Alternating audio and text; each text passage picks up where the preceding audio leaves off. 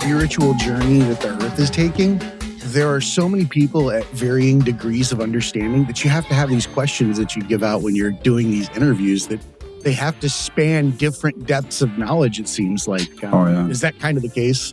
Yeah, a lot. I mean, it's definitely, I found that it's really important to meet people where they're at, like what's the point of talking about this high-level spiritual achievements, which might be interested for a few selected, but you're just talking over the head of everybody else. There's no point in that. 100% agree with you. And for those of you listening now, this is Amrit Singh. I'm a spiritual and life coach. How you doing today, Amrit? Doing great. Thanks for having me. I'm super excited that you're here. We did this last minute. You came in and filled a gap because we had somebody reschedule. And I got to tell you, that was going to be a very heavy show. So I'm kind of relieved that I don't have to do that one this week. I can put it off to another week. It was just a trauma show. So it wasn't going to be the most exciting thing to discuss, but needs to be discussed. Of course. That said, why don't you tell everybody where you're at, kind of what you do? Let's get an overview and then we can go from there. Yeah. So quick overview. I live in Mexico right now with my wife and my two children. We just moved here last year. Before that COVID lockdown we spent in Germany, which was rough because, the Germans take everything very serious. And so they've been known for that, I think, somewhere in history. So we did a really good lockdown. It was really, it was like one person was allowed to go walk the dog outside. That because probably two people scared some people too. They had to scare some people because we forget that the World War II generation is not gone. Yeah, there are still people living from the effects of that. So it had to be terrifying in multiple ways in Germany to see something like that come back full circle would scare the bejesus out of me. Totally. Yeah, and also the Germans have this tendency of being just overly strict, like if you walk in a store and have your nose sticking out of your mask, not the person who works in the store, but some other customer will point out to you that you please, wear your mask properly. It's just... Germans are very blunt. Yeah. And they communicate well with Germans. But when you take a German and you slap a different language on them and you put them, with other people, it can come across gruff. Yes. Kind of like a Russian. But in reality, it's just as empathetic a discussion anywhere else. It just doesn't come with that sugarcoating that you get in other countries. Oh, it's very true. Oh, I always thought I'm not so German. I was wishing to think of myself as a little less German. I lived outside of Germany more than half my life. But what always happens to me is that when I'm around non-Germans, I'm the most German, You start to see everything. It's magnified by the lack of it from everybody else. Oh my God, that's what I ran away from. And I'm doing the exact same thing here. I do sort of relate. I left a very southern, remote living area as a child, and it's not anything that I can assimilate with now. If I tried to go back there, I would stick out like a sore thumb. But I'm sure amongst people that are not from there, I probably appear very Floridian. Yeah, that's exactly how it goes. So for me, it was like that. So that was this little 2-year period in Germany was kind of just a reminder I had left. Because before that, I lived in India for 20 years. And so that was kind of the period of my life which really had a lot of impact on me. I got there when I was 25 and I lived there for 20 years. And so it was a big thing. I really grew up in India and really became a man and realized what are my priorities. And I started my family there. And my wife came with me, and one of my kids was born in India, actually. And so it was quite an experience. It seems like it would be, especially coming from the type of background that you were from, and then going to a country with a completely different view or philosophy of how life should be lived.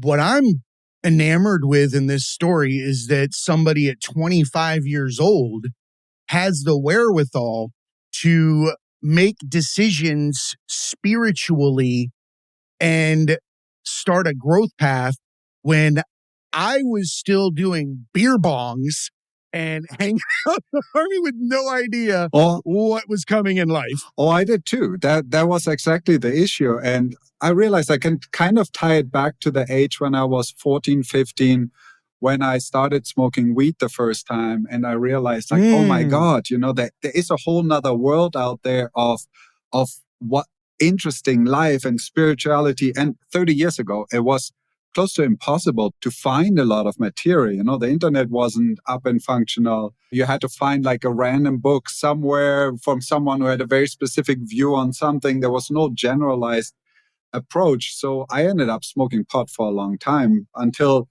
one of my friends actually said, hey, I got this yoga teacher who's willing to teach all of us. And so we went with a whole group of friends and did yoga. And out of those 20 of us who went, I think only 2 stuck. And I realized doing the yoga practice, I suddenly got the same experience I got from smoking weed. And I was like, wow, this is cool. I like this. This is interesting. I want more of this. And so I ended up going and traveling, went to a yoga festival, which was in France, actually. And I went there and was super inspired. And I did the yoga. I stopped cold turkey, like smoking cigarettes, weed, everything. Went through this huge detox while I did the yoga. All of that with 20, right. like with all in. Yeah. So that's kind of how I live my life. And so then I came to this point where I was like, okay, this is it. My rest of my life is clear and set in stone. I'm just going to be healthy, never do anything stupid again. And then I got home and I was like, shit, this is hard. This was much easier when I was around all these other people who were practicing. But someone had told me, you need to at least 40 days, give it this 40-day period and just experience it. So I pulled through, did my 40 days. And then on day 41, I just caved in. I was back to, beer bongs and joints. And so that was the end of that.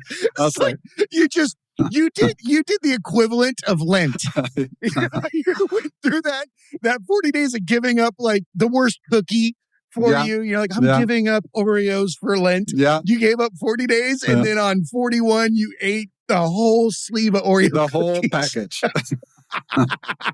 So that's very American too, by the way. Yeah. Like, that would be something we give in. I'm like, we got week 1. Also, for me, that was like that. I mean, it felt good because suddenly, my friends were able to communicate with me again. I had like a point to relate and everything went back to that. But then the next year came and this was an opportunity again to go to that yoga festival. And I was like, I'm going again. So I went a second time. And so I was a little more prepared and I was like, okay, now for the rest of my life, never again, right? So I lasted 3 months the second time. So which was better than 40 days. Admirable. And then it just 90 days, man. That's like going to rehab. I know. I'm going like one level up every time. But then again, right back down. And then on year 3, I lasted a little longer again. And by year 4, I was just like, okay, this is it. I'm not doing this Groundhog Day experience over and over again for another round. I'm getting out of here. And so I packed my bags and moved to India. And that was it. That did it, right? I mean, that's when I stuck with it and I was able to stay away from all the stuff for 25 years. That's an amazing story. And I love that you started the path through what is labeled as a gateway drug or something of that nature. I don't think in the last episode we talked about, I believe plant medicine is the earth authentically forcing us to move forward because we're stagnant in our own growth. Yeah. And it's giving us the items to give us that, extra push. It's like meditation on speed. Exactly. It really is. But what's amazing is that, and I'm glad that you did weed and not shrooms, because I think that at a younger age, when you do shrooms, especially in a large dose, you don't have the foresight or wisdom to understand what it is that you've just ingested and the alternate viewpoint that you're taking in. Yeah. Most people just quit when they're that age and they try it. They do it once and they're like, oh, the world sucks. So why do I even try? Because it is kind of a cosmic joke. Oh, yeah. At the end of the day. Yeah. It's a really shitty joke. But you didn't do that. You stayed on a path. You pursued actionable steps every year. And I bet if I were to ask this question, did it ever feel like work when you were there? Oh, it felt like I arrived. I felt so at home. I felt so taken care of. I just didn't know how to integrate it. It was great while I was sitting there with all my yoga friends at the yoga festival, meditating, doing my thing, but I didn't know how to bridge the gap to integrate that in my life with my friends at home who had no interest in yoga, a healthy diet, or any of that. They just wanted to go out and party. And so, then this other thing came, this mental judgment, which I put on myself where I said like, ooh, look, I'm better. I'm up here. They're just down here, Spiritual judgment. Yeah. That's a real thing. Spiritual ego. It's a huge thing. It's something I had to struggle with for 20 years and probably still struggling with to a certain degree, because it comes right along with anything. When you're good at something, when you're good at some sport, when you're good at writing, when you're good at whatever you're good at, the ego aspect is part of it. And that's okay too, but it gets in the way and it really trips you up. Because in the moment when you walk around thinking like you got it all figured out and everybody else is kind of inferior, that doesn't go over well. No, it does not. And the fact of the matter is, it wouldn't go over well with you if you were on the receiving end of that type of discussion. And it's hard for people to realize that when they're the ones that are giving that type of advice or guidance. What we have to realize, though, is that anytime somebody's giving you advice and guidance, unless there's a dollar sign at the end of it, their heart is in the right place based on the reality that they've operated within to that date. So they're not trying to purposely misguide you or mislead you. And if people could filter arrogance and take people for what it, face value for what it is that they're telling you at that moment, we'd probably get along a lot better. It's kind of a German thing, I think. Yeah. If I were to analyze it. Yeah, no, totally. But that's also where I learned growing up and getting older really helps. Just you've been around the block a couple more times and you've met more people, and suddenly it all makes more sense. And, you really realize it all comes back down to just don't be an asshole. Just be a little bit more kind and, open your heart. Things go much better. Don't be an asshole. That's why our tagline is be cool and keep learning. Yeah. Be cool is covertly don't be an asshole. Yep. Totally. Is really what we're saying. I couldn't agree more with that. And I want to talk about something that I looked through, was doing some research on your TikTok and some different things. And one of the things that came up, because part of your spiritual coaching, I saw that you discuss financial aspects of life, which a lot of times when we talk about these spiritual journeys, it starts to become the law of attraction and everybody's just trying to wish upon a star so that they get their big pile of money. Yeah. And I lived that life, buying cars, secretly, buying houses. You have to wish secretly, because wishing openly means you're a bad person because you ask for money. Oh, yeah, because judgment's a bitch. And we internally is even worse. That's a whole nother story. But I firmly believe that money comes to you through the pursuit of authenticity and passionate work. Yeah. Right? And you utilized in one of your messages the word tool. Yeah. Money is a tool. Can you explain what that is? Yeah. That it's not about getting rich? Oh, it's a little bit like for me, like the explanation of prosperity. Being prosperous can mean having a lot of money, which then will be used as a tool, hopefully. But being prosperous is about having good health, about having good relations, about enjoying your life, having a nice place to live, seeing your children grow up. That's prosperity. And if you're on top of that, can have the money to be able to have a car, to be able to live in the place where you want to live, to be able to pay for the school where you want your children to go to, that's amazing. That's using it as a tool. If you have a big pile of money which you just let sitting around in your bank account and you're like hoarding it, and grabbing onto it, and you don't want to share it, there's no flow in it. And then what happens is money becomes this overbearing, heavy, uncomfortable thing, and you're feeling like everybody just wants to steal your money and rip you off, right? So money is an expression of energy. And it's a tool which we use in our society to exchange things. Like when my gardener comes and cuts the lawn, I can give him a hug and give him a 2-hour lecture afterwards and say, here, you're welcome. Or, or I can give him some energy through some money, which he can actually appreciate. I read once, I want to say, I'll come up with it later, but there was a term used for money. And that term was biosurvivability tickets. Ooh, I like that. And it couldn't have been described better with that term. Yeah. Because it doesn't mean shit otherwise.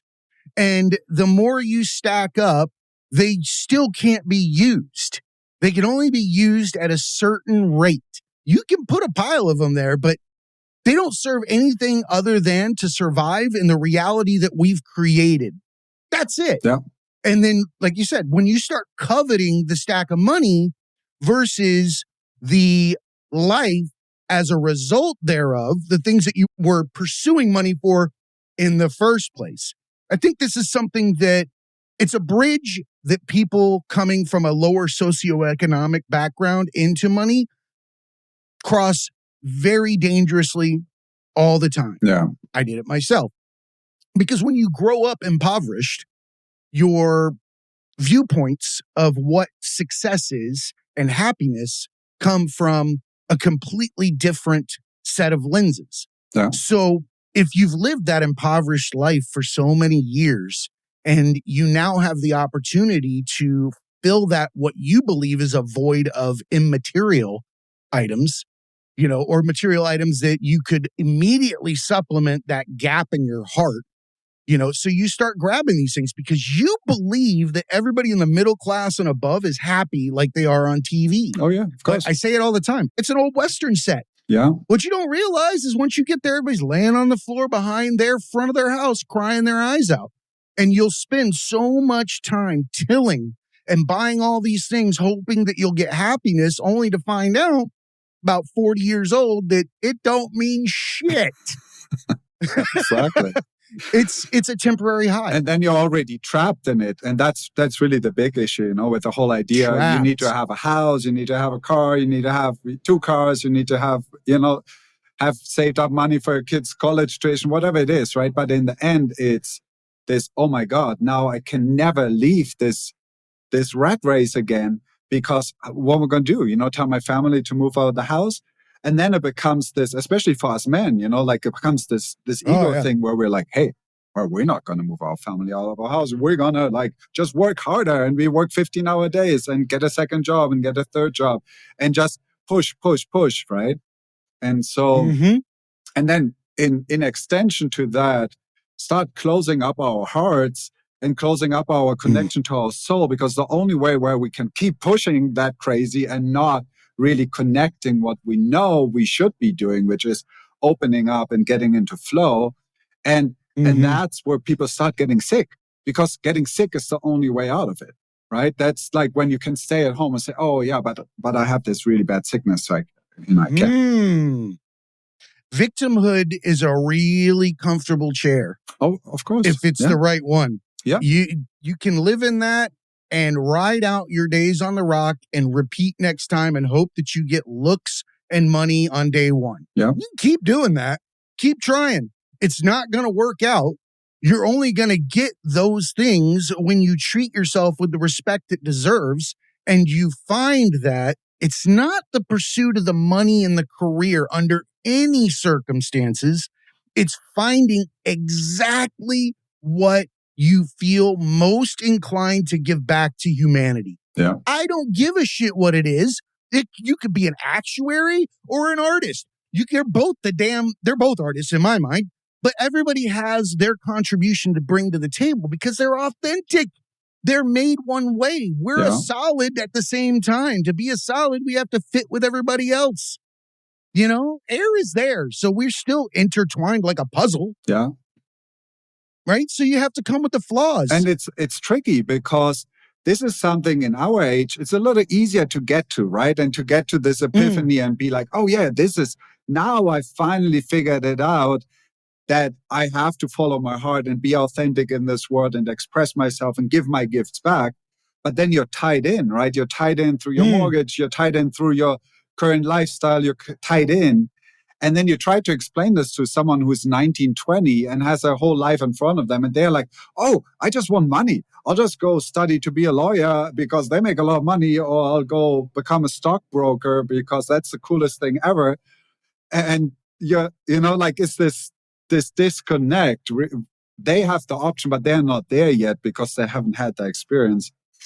And in an older age, you can, but then you're tied in, right? You're stuck. Mm-hmm. And it's funny you say the generation that pursues the flashy jobs, the ones that have the most money or the most charisma and that gets the most accolades or that type of thing. I have noticed, and I'd love to get your opinion on this. I have noticed that the current generation, the one that's in school right now or in their early years of college, that I use an analogy when I describe that generation with regard to empathy.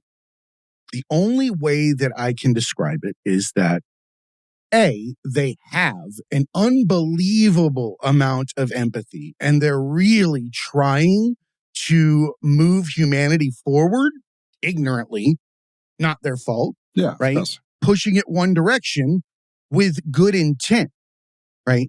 And I think that they're like Cyclops from X-Men, right? Oh, interesting. So when you take off the glasses of Cyclops, what happens? He's mowing shit down. It doesn't matter what it is. Yeah. And that's their empathy. Yeah. They have no wisdom lenses. They don't have the ability to filter through that and discover what's an implicit bias, what doesn't carry the same amount of fault or understanding. And I think that's where we come in. Yeah. I think that Generation X or the upper millennial, we're the ones that started bridging that gap. And I believe that there is an onus on us when we have been given the gift of discernment. And when you've been given the gift of discernment, it is imperative that you teach that to the next generation. Yeah. So my curiosity is, do you see that in this generation? Oh, I think it's such a cool point you're bringing up because what we teach the next generation has nothing to do with what we're telling the next generation, right? You can they don't give a shit what we say.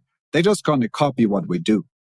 And so by us being on this path, I think we're really influencing not just the next generation, but up to 7 generations in the future with a different way of thinking, with a more open-mindedness.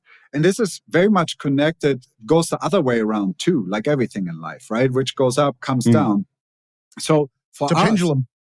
Exactly. So for us, 7 generations back, look, like just the life of our parents shaped us.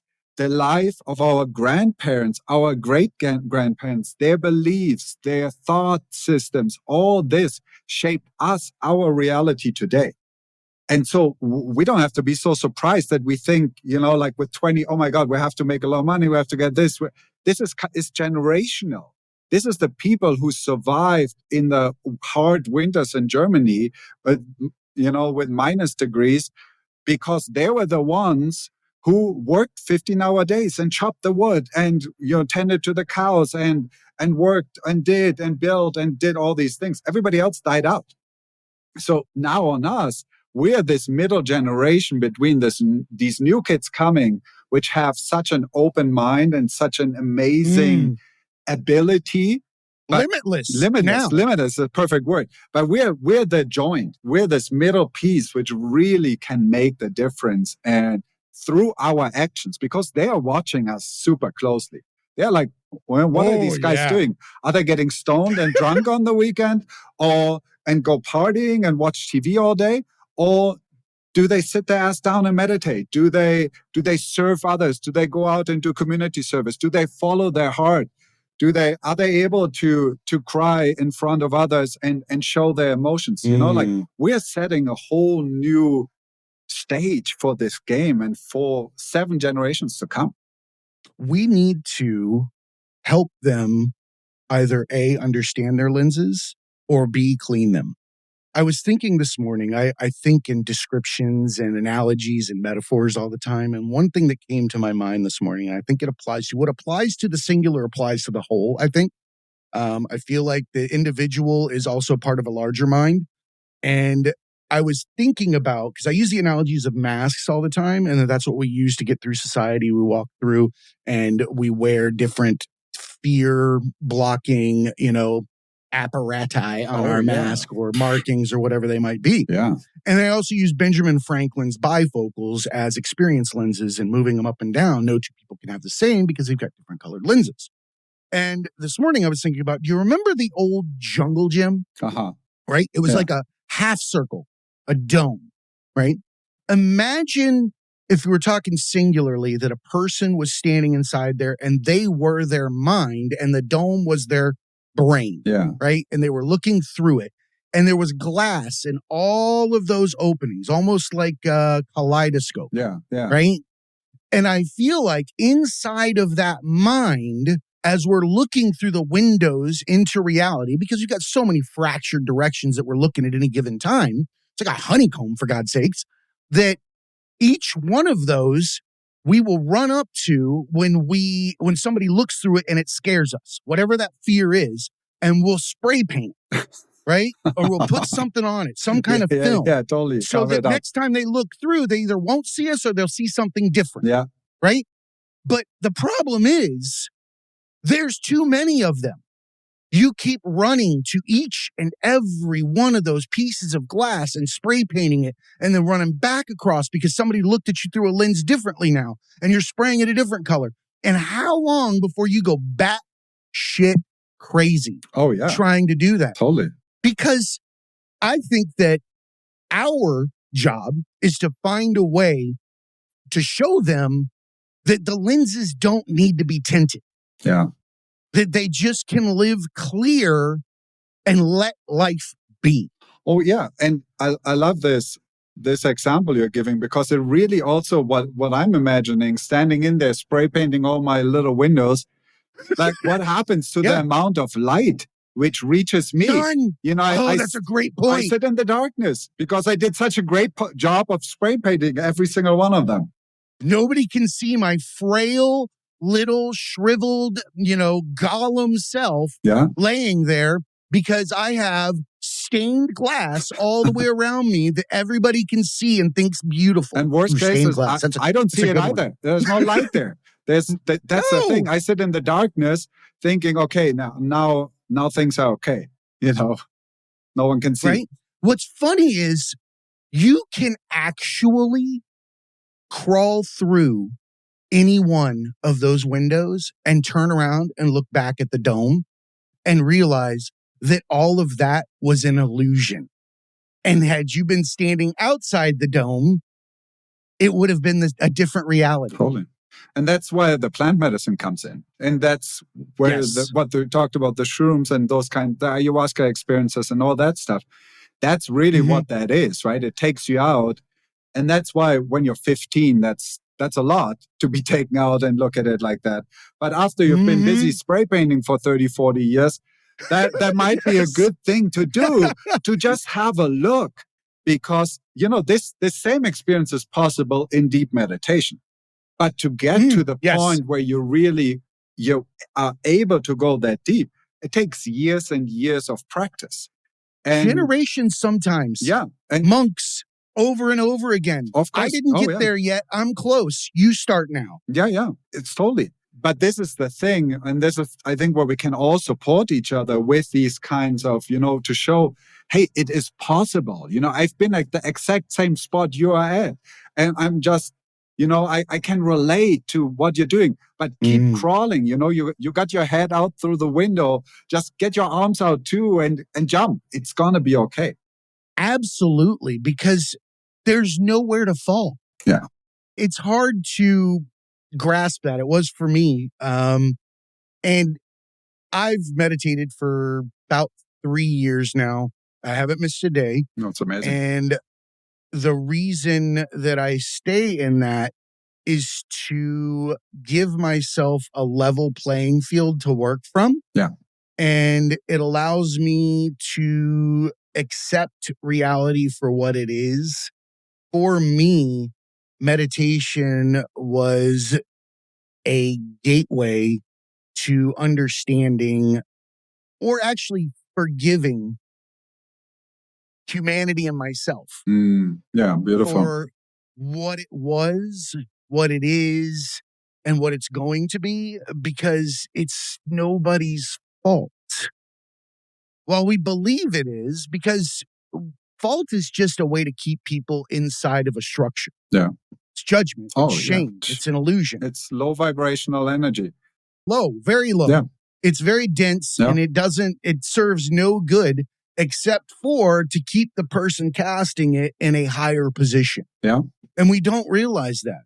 You also have that situation where you walk away every time you have those interactions. And the one part we didn't point out inside that dome is that you have to remember what that piece of glass was when you go back to look through it, because that was the last interaction you had with that type of reality, that person, that party, that friend, that parent, whoever it was. You got to remember, because you're not being authentic. You're wearing a mask in life. Yeah. Right? So you have to remember how you left it off too. Did they like me? Did I say something this? Because that's what we do. We do micro movements in our brains when we walk away from any situation to stabilize ourselves inside that structure again. Justifications, shame or guilt, balance it back out. All right, I'm right here. Then I'm going to turn around and I'm going to run back to that same piece of glass and hope I get it right and spray it again. Yep, totally. It's madness. Meditation for me was the way to start the day. Yeah. Say you had like I'm an avid believer that meditation at least one time a day should be in the morning. Yeah. And the reason why I do that is because it's like a phone booth. Yeah. In a game show, right? Remember they used to put dollars in there and they'd fly around you and there'd be like this lady in there with an apron, grabbing them, shoving them in, like her shirt or whatever it is. Well, for me, the phone booth is the mind. The dollars are the thoughts. And the morning is the ability to walk in there and pick up the money before they turn the fan on. Oh, that's a nice one. I like that.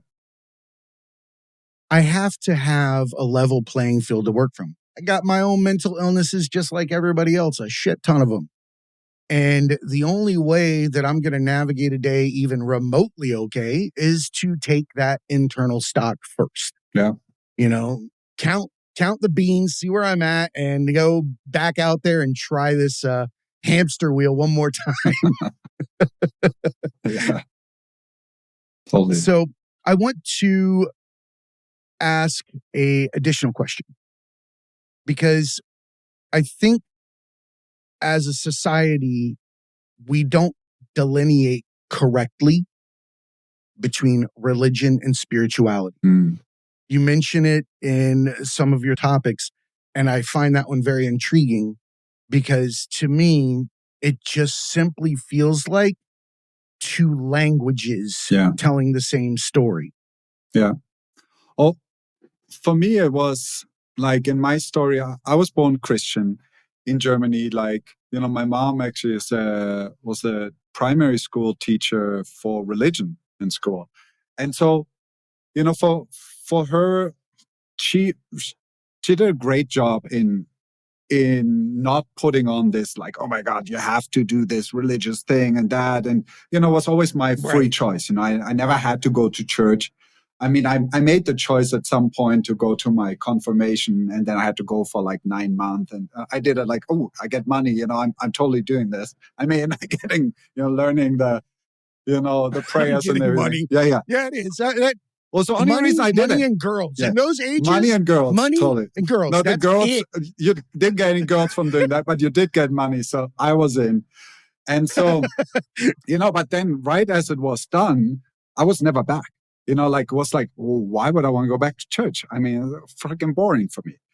And so exactly. Then when I started with the yoga practice and I saw these people wearing these turbans and having the beards, and I'm like, what's going on? Well, what are you doing? You guys look super religious. It's weird. And I realized I related to it because they could explain to me that those were tools. And so I'm not going to go too much into the turban, but just because you got a beard too, I'm going to talk a little bit about the beard.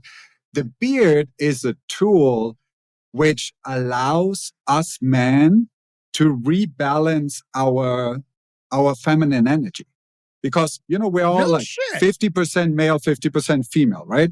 So beards make you more feminine. I love that. No, actually, it allows you to integrate your femininity. That's it allows you to not be afraid of it.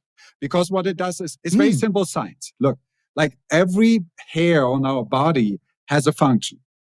The function is to capture solar energy and bring it to the point where the hair is rooted. That's why we have it on our brain, we have it on our armpits, we have it on our genitals, all these areas which need that little bit of extra yang energy, that warm energy, like the yin and yang. It's like moss. Yeah. It's coming out to get some sunlight from the creepy areas, like mushrooms. It's like pulling it in, right? It's pulling in that stimulating energy.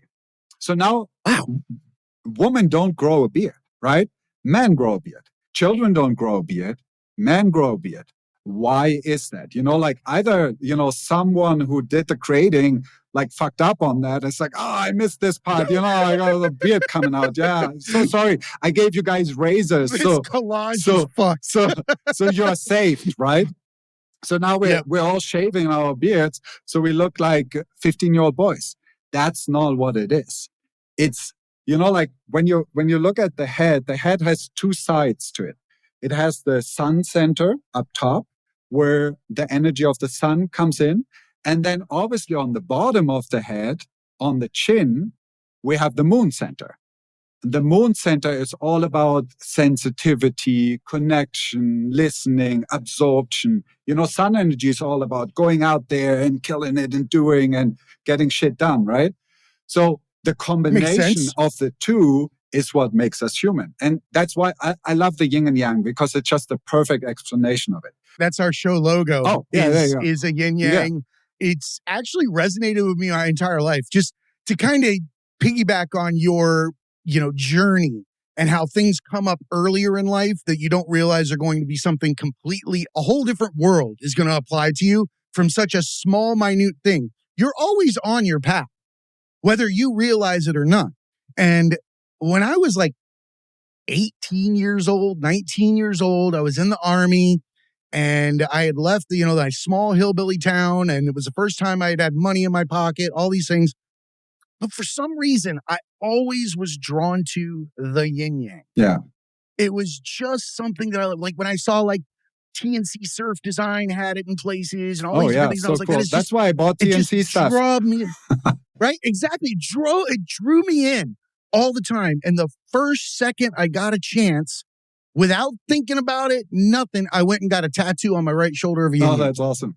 And now, the logo of the show is so cool. And everything that we're doing is all about that. And it's so cool. I actually spray painted it on the back of my jacket when I was 15. And I got so many people who would stop me and like, what are you doing? You don't even know what this means. I'm like, I don't know what it means, but I love it. I'm wearing this for the whole world to see, So that was the thing for me. But let me just finish the thought on the beard. So what happens is, and we've seen this before, like before someone starts crying, you've seen on people who don't have beards, the little point here on the chin starts shivering. You ever seen that? That little point? Yeah, it's the lip quiver. Yeah, it's below, right? It's on the chin. It comes. Kids do it. The lip quivers because the chin shivers. It's because that moon center really engages and really, has that energy. And that's when the tears can flow and this emotional release can happen. So the body knows how to handle it. Super interesting. So for us men, it's this amazing thing. We are having this ability to grow hair on our moon center to allow us a deeper emotional stability, so that in situations where we have to hold emotional stability, we can. That doesn't mean we're closing our heart to our emotions, which funny enough is something which happens to a lot of men, in our society. Most men don't have beards. So most men found a way to regulate their emotions by suppressing them. I did that for many years until I came to the point where I recognized I can be sensitive. I can be emotional. And I really feel like, same as we talked about the tool of money, that the tool of my beard is my emotional stability, which allows me to hold space for my children, which allows me to hold space for my wife, for many things, for my clients in many ways. Have you ever flown a kite? Just like a small one in just the air? Yeah. One string regular kite, right? Have you ever flown a kite without the tail on? Or the tail come off? Starts spinning, goes nuts, hits the ground. It's a piece of shit. I feel like the beard is like a kite tail for the rest of it. It keeps you like centered and allows you to maintain that position. Yeah, exactly. That's exactly it. Yeah, I love that. Yeah, long story short, the reason I went out into the beard explanation is because that was my understanding of religion and religious form when I entered into the religion of Sikhism, where I was like, why do you guys have a beard? And they're like, oh, it's this whole long explanation. That's the reason. It's a tool. You don't need a beard. Have a beard if you want to use the tool. It's a little bit like when you want to drill a hole in the wall, you can use your little hand drill, or you can use the power drill and do it in 3 seconds. You use the tool you want to use. And I said, okay, but what's with the funny headdress and the turban thing? It's like, oh, it's because we have long hair, and long hair is really a hassle. So what you do is you tie it in a knot, put it on top of your sun center, and then we just put the cloth around to keep it protected. And at the same time, it creates a little pressure, which allows the head to elongate a little bit, and it opens up the pituitary gland. And suddenly, it's something that is really, really malnourished. Oh, it's a freaking tool. Calcified, it's beat the hell in back. Oh, yeah, of course. And so this practice of putting on my turban, growing my beard, sitting my ass down and reading a prayer in the morning looks from the outside very religious.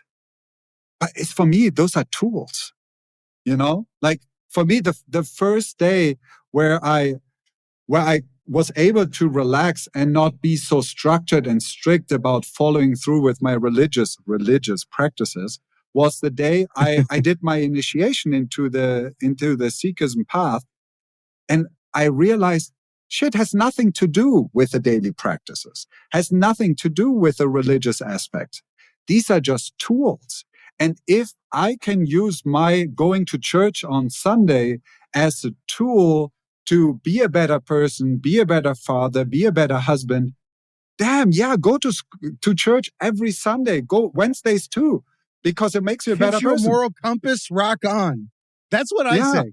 As long as you're not hurting other people and it gives you a good moral compass, I don't care what you believe in, the spaghetti monster, God, Jesus, Muhammad, whatever it is. If you're being cool because of it and you're not hurting other people, rock on. Yeah. Who am I to judge what your lenses look like? They can all be just as real across the board. In fact, I kind of believe they are. They're just different versions of the same thing. It's just different tools. That's the thing, like what power tool do you use to drill your holes? in the end, it doesn't matter as long as you do a good job drilling the holes and you don't mess anyone else up. But this is the biggest problem. And I think this is where religion really got such a bad name. Because the actual word of religio, comes from the Greek, which means to reconnect to your roots. It's a beautiful thing. Like, wouldn't you want to reconnect to your roots?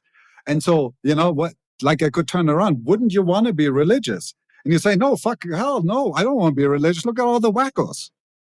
Religious is authenticity. That's all it's telling you to be, is yourself. Yeah, but that doesn't sell so well. So over the marketing for the last 2,000 years, to get your coffers full, you needed to get people into the shame, into the guilt, into the judgment. Oh, yeah. You say, you don't come on Sunday to church, you don't go to your Gurdwara, which is our temple where we practice, then you're a bad person.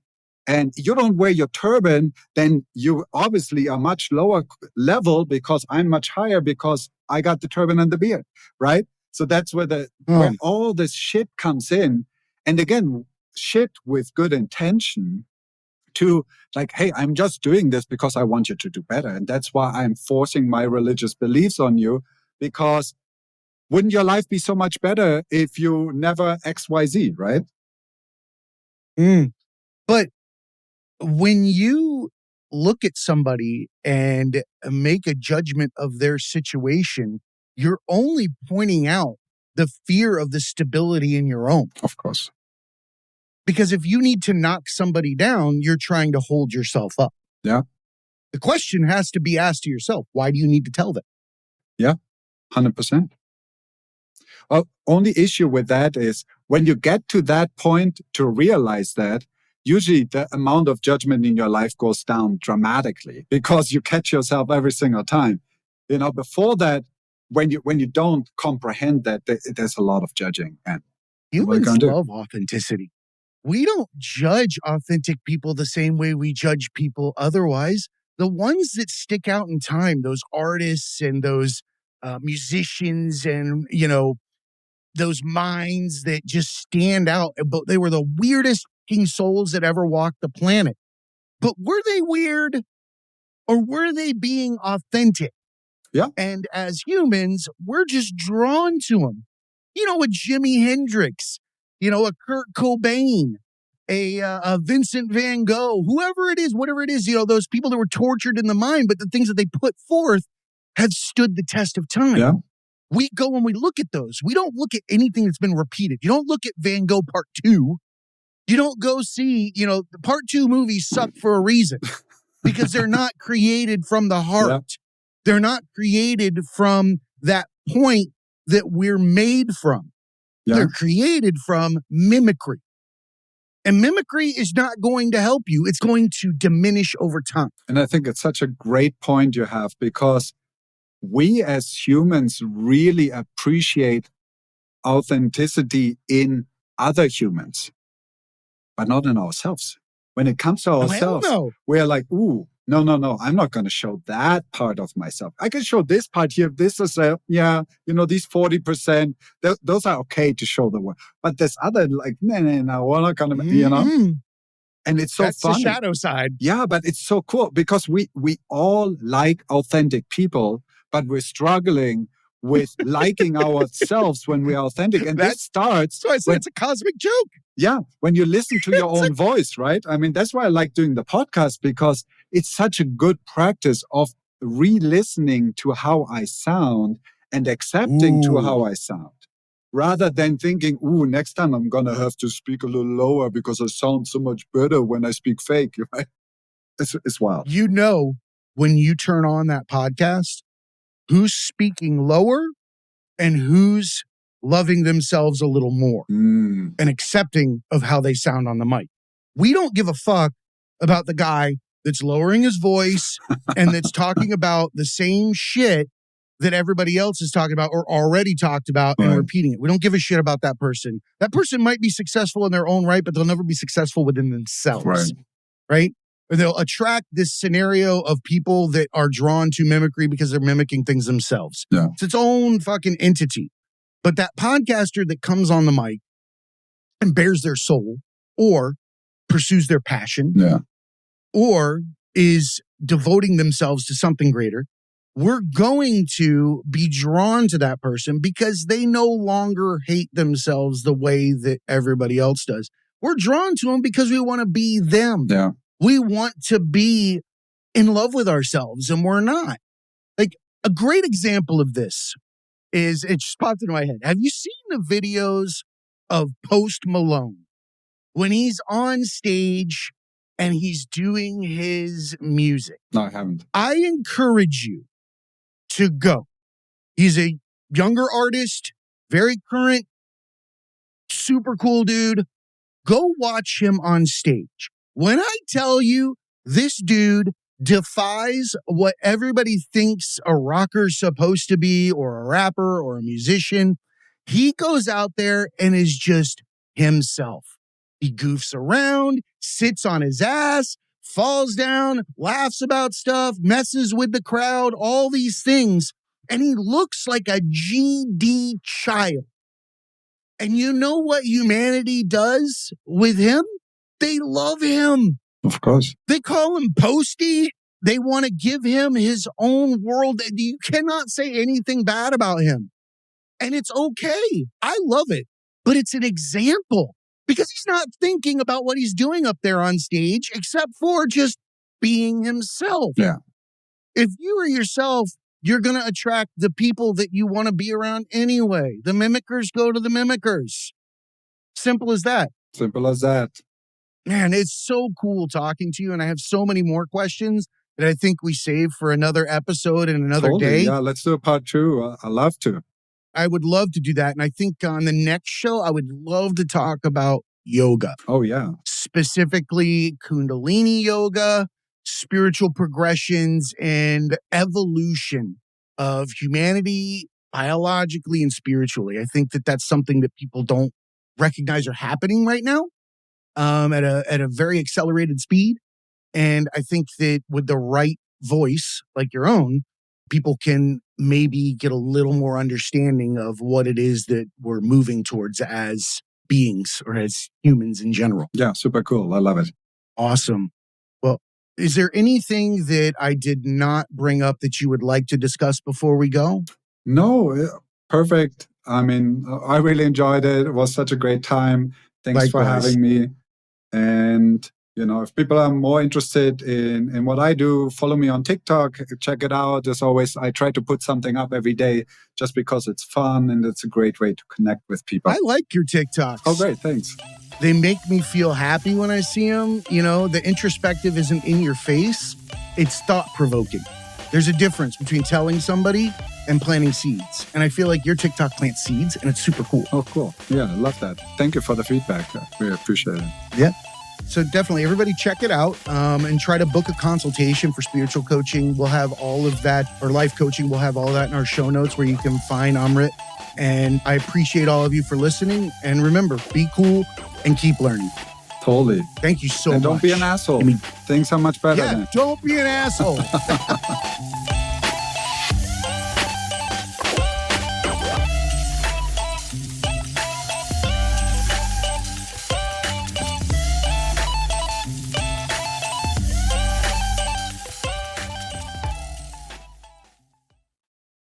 What's up, academics? This episode is sponsored by Podpage. Build a beautiful podcast website in 5 minutes. Automatically create a beautiful listener-friendly podcast site from your RSS feed. So you can import your RSS feed into this site and it automatically generates everything for you. Puts in your artwork, puts in your show notes, puts in all those links, your guest info, everything right there. You get to customize the design to create a professional look that you'll be proud of in a few clicks. You don't have to have a coding background. You don't have to have technical knowledge. This is all plug and play. Choose the design you like, fit and tailored to your brand, the right colors, the right layout, so many different things to choose from. The templates are endless. If you're a beginner, then go to Podpage and find the most organized way to create and monetize your show using the easiest templates. Start out on the right foot. And for veterans, have you been looking for a way to streamline your workflow and focus on what matters, the content or your listeners? Then go to Podpage, plug in your RSS and preview your site for free. No more WordPress and YouTube videos to figure out what else needs to be integrated. Not only will you get the best centralized podcast website, you're going to also find all the missed opportunities for monetization, branding, and critical integrations at the click of a mouse. Whether you want to start a new show or take your existing one to a whole new level, Podpage is the best source to create your site. There are 3 tiers to choose from: free, basic, and pro. Basic gets you that custom domain. Free gets your feet wet. And then, of course, pro, that's where you engage your listeners. So get out there, go to thetragedyacademy.com, click on the sponsors tab, and help support the show by clicking the Podpage link and purchasing your new site today. And remember, academics, be cool and keep learning.